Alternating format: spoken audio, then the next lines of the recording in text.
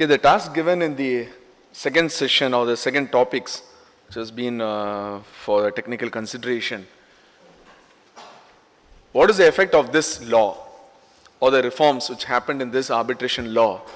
And what are the things we have to just consider when it comes to institutional reforms? The first say is totally my personal opinion. The amendments which has been brought in 2015 has to be totally got back. Whether it is section 17 or 37, all things have further removed the concept less court intervention. The amendments are proposed in the 2015 Act has brought in lot of court intervention, and ultimately we are going to go back to the stage of 1940. That is my personal opinion, but anyway at this forum I wanted to highlight this. Okay. Coming to the aspect of the topic institutional arbitration reforms, existing arbitration institution, what they have to do. As all of us, the stakeholders, whether we are going to be the beneficiary or the losers out of these institutional or the institutional activities, only thing comes into my mind. It is very simple. Whether that institutional arbitration is suitable considering the proper degree of supervision.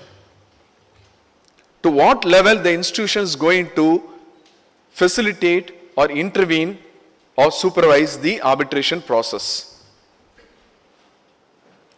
All of us are well versed with the court system, the litigations, how it's happening, and the way how the other professionals are seeing into the courts and the court litigation.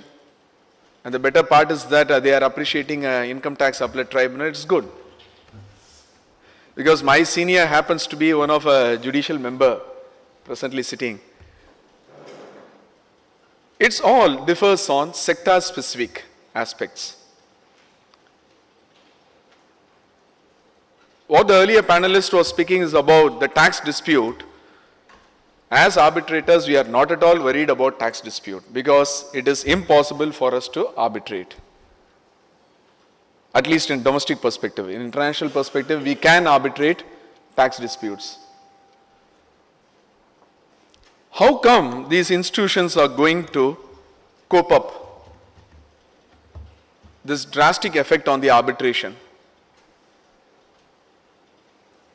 He was mentioning about quality. And earlier speakers also was mentioning about the trainings, all those aspects of arbitrators. One thing all the institutions have to keep in mind is that they should have a standard procedure for empaneling arbitrators or a basic criteria for empaneling the arbitrators. If you look upon the existing arbitration institutions, whether it is the 1965 Indian Council of Arbitration or the 2000 emanation of CIArb, we can't even imagine what is the criteria for empanelment. I think many of our seniors would know what might be the criteria. There is no transparency. Early in the morning there was discussion about transparency when it comes to the arbitration decision.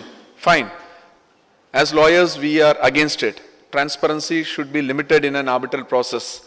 When it comes to statutory arbitrations or mandatory arbitrations, fine, transparency is possible. But for commercial arbitration, it's advisable not to have transparency. But as an institution, while designating a person as an arbitrator, they have to keep in mind minimum 4 aspects. 1, age criteria for a person to be considered in the panel of arbitrators. I think many of you would be happy looking into this word. What might be the range of age? Anyone has an idea? Or you can ask our moderator himself, Johnson sir. What might be the average age for a person to be considered in the panel of arbitrators in institution? Is upper cap or minimum? Okay. So was very gracious. Internationally, the best example what we can adopt is the Hong Kong Arbitration Center standard procedure, wherein they have a range 30 to 75. It's an excellent thing.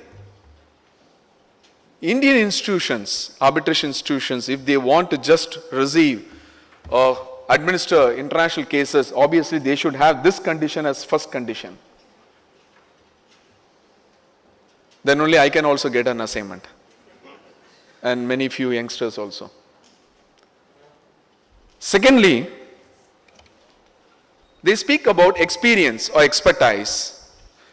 Considerable number of arbitration cases a person who has done to be considered in the panel of arbitrators.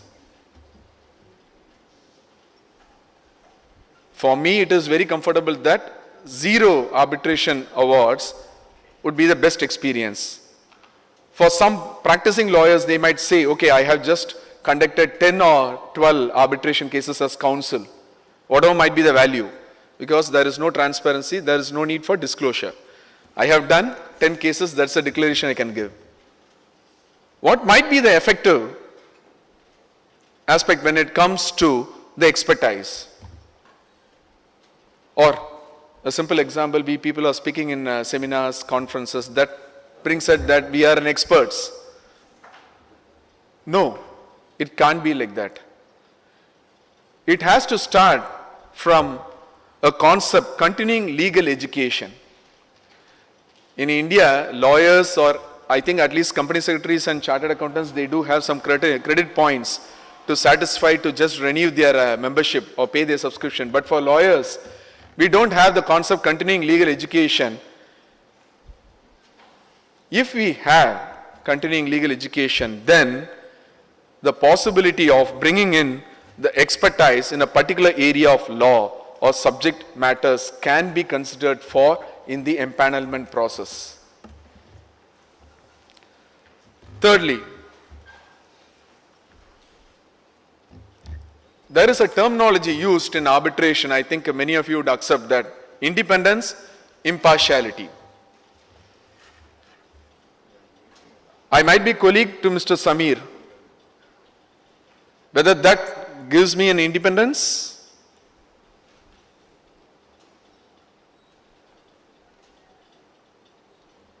I am just familiar with the now district judge. I am a stranger to him. I am just trying to acquaint with him. Once I get an acquaintance, whether it becomes interdependence, very hard to describe. What is independence? But if you look upon the treatise of international commercial arbitration, when it comes to independence, it is a clear said version that according to parties' choice, the parties have the right to waive that aspect. Keep apart independence to a certain level, because this world is a small village. We are all interdependent in some way, professionally, personally, socially, in whatever manner we are interdependent. The parties have the option to waive to some extent. The dangerous term is impartiality. Who might be impartial?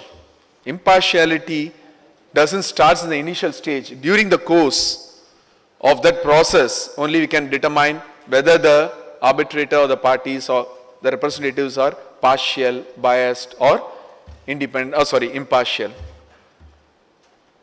A lot of complications are there when it comes to impartiality. This aspect of independence and impartiality is most required when it comes to choosing panel of arbitrators. When the earlier speaker, the judicial officer, was speaking about Schedule 5, fifth schedule, what are the relationship? Unfortunately, the amendment has brought in all the soft law, 34 items have been listed. If you get back and look into fifth schedule of the amended act, no one can arbitrate, sit as an arbitrator. No one can be a counsel. No one can be a representative. Lot of issues are there. But still, an institution can formulate a real best structure which might be acceptable considering the clear definition of independence and impartiality when it comes to a declaration of these aspects before taking the appointment. With all these standard criteria or the procedures for empanelment, we can effectively do institutional arbitration in this country, whether it's domestic arbitration or international arbitration. Okay, I'll just try to sum up, because there is another speaker. My friend is there to just highlight about the training aspects and all. Certain important things we had to keep in mind when it comes to institution, like the institution should develop a reputation, the creditworthiness. The institution should have the time-tested arbitration rules, like the morning there was mentioning about ICC arbitration, International Chamber of Commerce. It's time-tested. It is another 4 to 5 years, it will become a century-old rules, even though it's been updated regularly. Administration. And the most important thing is that supervision of the arbitral process. What might be the understanding of the word supervision by an arbitration institution when it comes to a domestic or an international arbitration? Can the institution draft the award, or the arbitrators have to do? It is the duty of the arbitrator, not the institution. Can the institution guide the arbitrators? No, the arbitrators have to be independent. Then what is the role of the institution when it comes to supervision?